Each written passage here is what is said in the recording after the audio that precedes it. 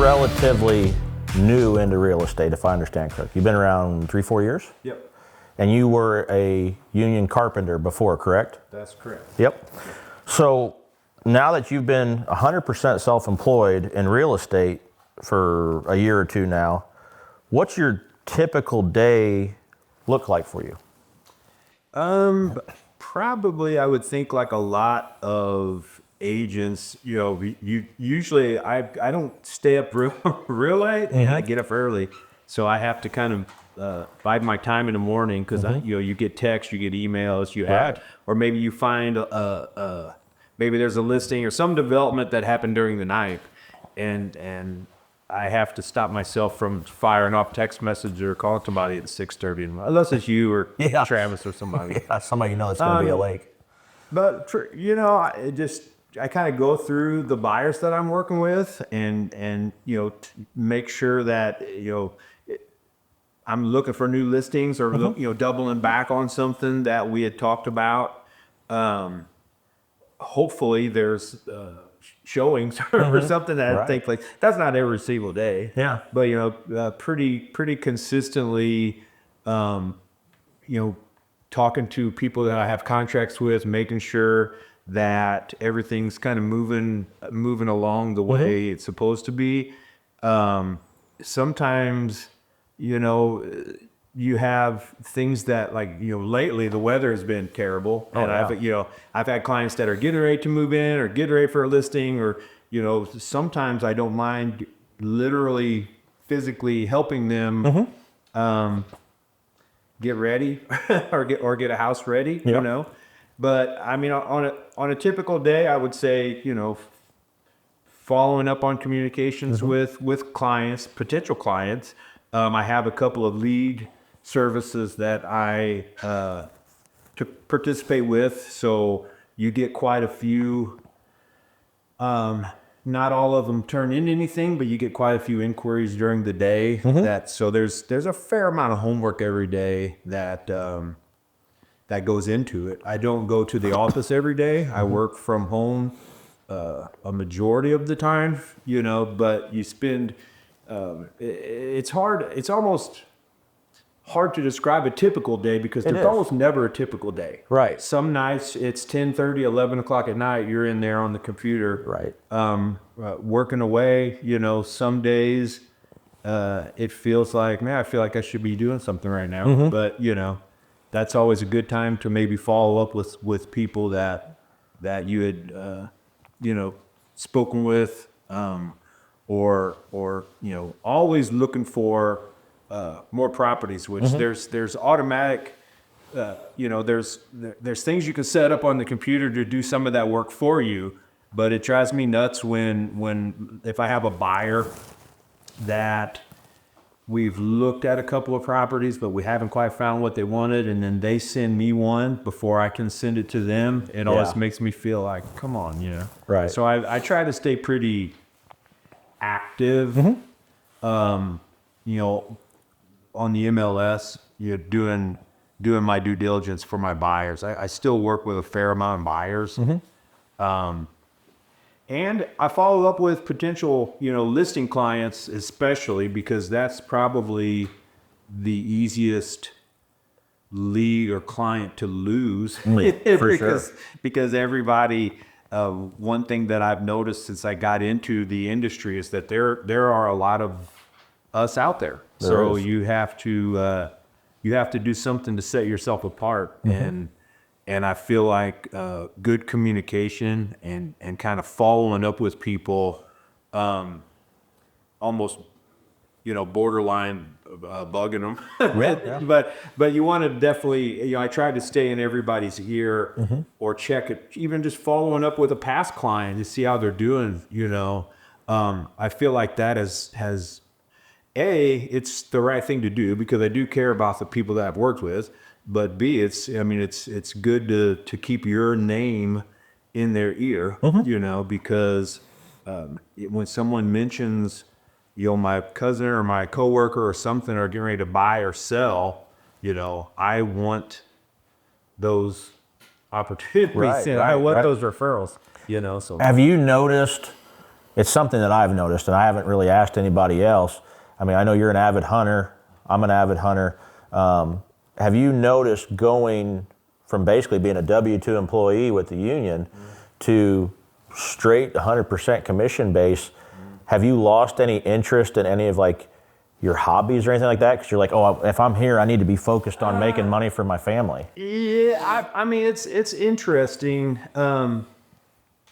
I love being in charge of my own schedule, but there are definitely the difference is so drastic, right? It's Right. like when I worked in the construction world, there were times when I had to, I didn't have to by requirement for the job, but you bring your work home with you sometimes if it was a big project that you're trying to think about the next day or whatever. But pretty much typically once you punch out at the end of the day, It's done. you're as free as a bird. You can Exactly. hunt, you can fish, you can camp, you can do this, you can do that. Whereas now, if we are, it might be a week or 2 or 3 in November when I really want to be in the stand as much as possible, but something comes up, you got to take care of business. Yeah. You got to take care of business. I remember we had the group text in November. I think you had left a closing, and like all of us are sending pictures of us sitting in the stand. You're like, you guys, you're killing me. I remember that day. That was a prime day. But that's just kind of the way it goes. Like when we go on vacation now, or if we're out of town for a dance competition or for whatever, I always have the computer and I always keep my phone handy. Now, there's a work. It's not as bad as it sounds, right? Right. We still a huge amount of our trips out of town are spent enjoying family time and fun and all those good things. But I mean, you still have to check in, whether it's in the morning or in the evening, or you can squeeze it in here and there. They always it say never it too. stops. It never stops. You know what I mean? But I've enjoyed it. I mean, it's been a definite learning process, getting used to on the clock, off the clock, and kind of always on the clock. But Right. Well, they always say, I mean, if you need a good sale, just go on vacation. yeah, Because that's when everything heats up. Sometimes it's true. Sometimes it's true. So, I mean, you've been in it a while now, and you deal a lot of homes, Madison County area. Do you get into Jersey County at all? A little bit. Yeah. Are you seeing it more of a buyer's or seller's market right now? I mean, that's a tough one because, seller's market in a way that prices are still fairly, robust. You don't see a lot of like home warranties or different things necessarily being offered to sweeten the deal. But I have had some clients recently that have wanted to make closing cost credit offer. Just kind of throw it in there to try to get a little bit more attention and get it moved faster. But buyers to me seem to be clinching onto their I don't know if I'd say pocketbook, but buyer demands or buyer, they're not. I don't feel like buyers are going in just as blindly. I want the house, whatever. Right. Yeah, like they were 2-3 years ago. Yes, that's correct. Because I had some offers that I felt like were strong, sometimes over asking that lost.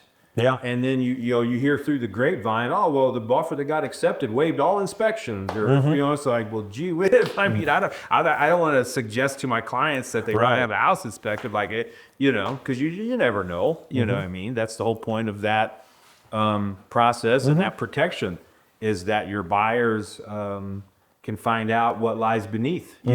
But there for a while it was such an extreme seller's market that people were paying over asking, waiving inspections, waiving this, waiving that, and it's just like, I don't think that certainly hasn't been as common for me. Lately the buyers have seemed to be a lot more outspoken or more willing to ask for more, if you will, through the inspection process or otherwise. So I'm not, I'm not really on one side of the fence of that or the other. I feel like it's maybe getting closer to normal, if you will. I kind of feel we're like a neutral. Yeah. I mean, I'm seeing some properties they're getting tons and tons of showings and tons of offers. And other ones, they're just sitting there. Yeah. And I don't know, maybe it's price related, maybe it's home related, maybe it's farm related. It seems like, with the exception of one particular market that I'm in, higher dollar farms are kind of sitting there, I feel. Yeah. The guys with big pocketbooks, they're kind of sitting on their hands. I think they're waiting to see if the economy turns around a little bit or whatever. But homes are still, I feel, moving pretty good. As an agent, you're always going to do the best you can for your client. Yeah. But you have a lot of people coming into the market now, unfortunately. And I'm not going to say they missed the boat, because you're still going to get them what you can get for the house. Oh, yeah. But they're wanting to price it based on couple years ago now, and that sometimes as an agent that puts you in a tight spot. Yep. You don't want to feel like you're negotiating against your own client. Right. But you want to try to give them stats and metrics and a reason why. I think this is why we're going to would land in this area. What kind of advice would you give me to set myself up for success? What advice did you get, or what advice did you wish you would have got now that you've got some years behind your belt? Networking and being very I don't want to say outspoken, but being very enthusiastic about your new career path is important. No, big time. Because and Travis used to use the term undercover agent. Don't be an undercover agent. Don't be an undercover agent. And that's the truer words were never spoken. Yep. Because you're like, oh gee whiz, I got my card, and I got I'm a real estate broker now. And then a month later, somebody that you've been fairly close with buys or sells the house with Somebody else. Joe's Low Realty, and That's you're right. yelling, "Hey Holmes, Yeah. I thought we were buddies." Yeah. And it's just like, "Oh, you're in real estate?" It's just like, yeah.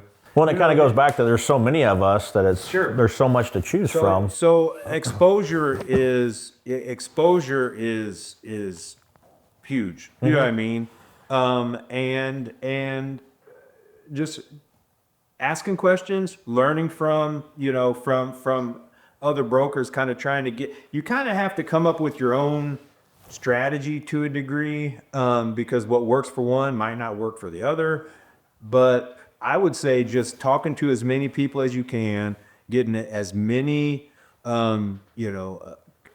contacts as you can, and really exposure is the biggest thing. Yeah, I mean, at the end of the day, you're starting your own business. Yeah, you've got the Tarrant and Harmon flag or the Sports of Field flag on your chest or hat or whatever, but it's your own business, so it does take time to start that. Sure. And then it's hard for a lot of those folks to, in my opinion, to do it, because usually being 100% commission, you didn't have enough money saved up whenever you quit your job here or there or whatever. But you got to invest in yourself, I feel, whether that's just some simple marketing, whether it be Facebook ads or whatever. Yeah.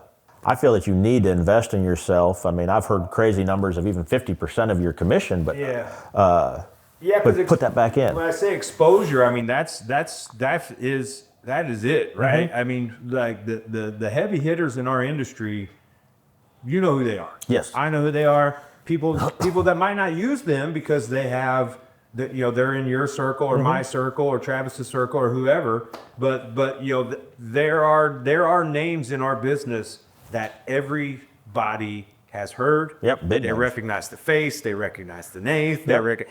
And those people make sure that doesn't change. That name and face is out there because it's valuable and it's real. Well, your name and face is your brand now. Exactly. And if somebody, let's say that there are people out there, and there are, that want to buy or sell, because I deal with them on some of these lead services. They don't have a cousin, brother, niece, nephew, friend that's in the business. They just click a button and, hey, this is Craig, and we go through this spiel. Sometimes it turns into a deal. Sometimes it doesn't. But a lot of times people in that exact same boat are like, well, just call this person or just call that person. And it's strictly because they drove past a billboard with a smiling face and a phone number the last 50 times they went to work. Yep. And it translates into business. Yep. There's no question. So yeah, you got to have that name, you got to have that face out there, and I really think it becomes something bigger than yourself at some point. I mean, I was telling somebody earlier, my wife goes to the grocery store now, and all of her shirts and coats have a real estate logo on it or our farm logo. My name's everywhere. Sure. And she sees people, and, oh, hey, you know Ryan? And she's like, yeah, I'm married to him. Yeah. And she'll come back and tell me, like, oh, do you know so-and-so? And I'm like, I have no idea who that is. Sure.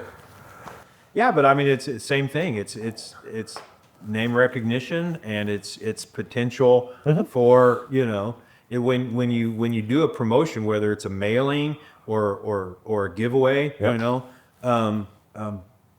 you're just getting your name out there. You're just, even if it only returns one deal, it's bought and, you know, that whole campaign is bought and paid for. Yeah. So it's pretty much always worthwhile, especially in an industry that is so competitive and fairly saturated. I mean, there's a lot of people, saturated. and I'm one of the newer ones. I have to agree with that myself too.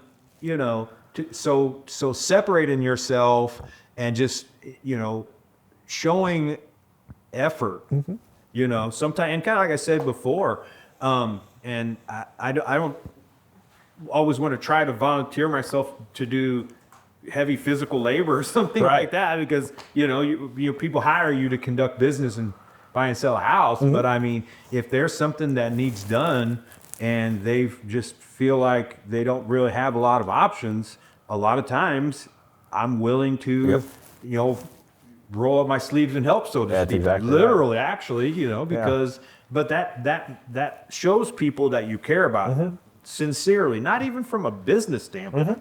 If you show people, you know, strong, you know, character traits and that you are actually looking out for them, that means a lot. Right. And that is totally going to translate from a business standpoint into them passing your name along. And man, this guy's a hard worker. Well, they might be talking about the snow you shoveled off their sidewalk, or the, you know, the thing you helped to move, but it all kind of mashes together in the deal, right? 100%. They just don't want to feel like, well, gee whiz, this guy showed up and shook our hands, and as soon as we signed the paper, we didn't hear from him again until the closing cable. You know, it all depends on how you manage your business and how you treat people. It's going that extra mile. But I mean, there's a lot that goes into it, I feel. Even on the marketing side, not necessarily marketing ourselves, but even marketing a property, paying your photographer to come in, and all the Zillow fees and land watch fees and all the stuff that goes in there. And I know if you want to really stand out, now you've got Zillow Showcase or 360 Home Tour that you spend money on. And honestly, it's kind of like gambling, because when you get the listing, now you spend $1,000, $2,000, $3,000 on your marketing plan or more. And you don't know if it's going to sell. Like, you hope it sells, and it should sell if we do our job right. But we're putting all that out. Not the company. Us as individuals are putting that out.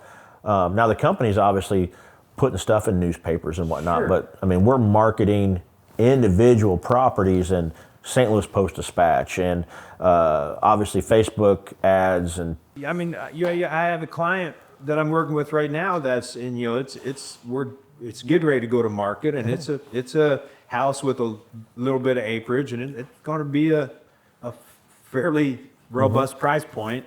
But they're aware of what they're paying in commission, but they have seen the effort that I put into them and their property and getting everything ready. And in spite of the compensation that we've agreed upon, 2 or 3 times they've told me, Craig, I just don't know how we could ever thank you. And in the back of my mind, I'm going, you know, this is my job. This is my job. This is what I get paid to do. But it's a sense of pride, knowing that, especially on one of your higher end properties, that you know, your client is, you know, the seller's paying a fair amount in compensation to get it sold, and they're still that thankful or that grateful for the effort that you're putting in. It's kind of gives you a sense of pride that you're doing it right. You know, I feel like the only people I don't want to say only. I feel like a lot of the people that feel like the people that work in our industry just show up and get paid have never been through, you know what I mean, a buying or selling relationship with a qualified, with a good real estate broker. Because not almost every person that I've worked with so far as a buyer or seller, by the time it's said and done, will make either a big comment or a small comment like, I had no idea what you guys did day in and day out. And that's per deal. And sometimes you have, hopefully you have a handful of them going on at the same time all the time. But you try to make your clients feel like they're the only one. Exactly. Yeah. Well, and it's arguably the largest investment that they'll ever make, whether it's a home, a farm, even a commercial rental property, whatever you make. And yeah, I mean, frankly, and I would be the same way. I don't care that you've got 5 other people in the pipeline that you're dealing with. I hired you for my job or my property. I want your undivided attention, which, and like you said, some of them are understandable that they know that there's other deals going on. Oh yeah, but I mean, I've dealt with some commercial, and that is literally a lot of times that's these people's nest egg being put on the line, for their business, or if this doesn't work out, the livelihood of their business is going to be in jeopardy. Like they need guidance on pricing and through the negotiating process. Once the deal is once you're under contract, you're not done. You know what I mean? There's still a gauntlet to be ran. And like you said, whether it's ag property or whether it's a home or whether it's a business, for that person that you're representing, it is a big deal. Whether it's one of 2 deals you have going on or one of 10, to that person, it's pretty much the center of their world at that moment.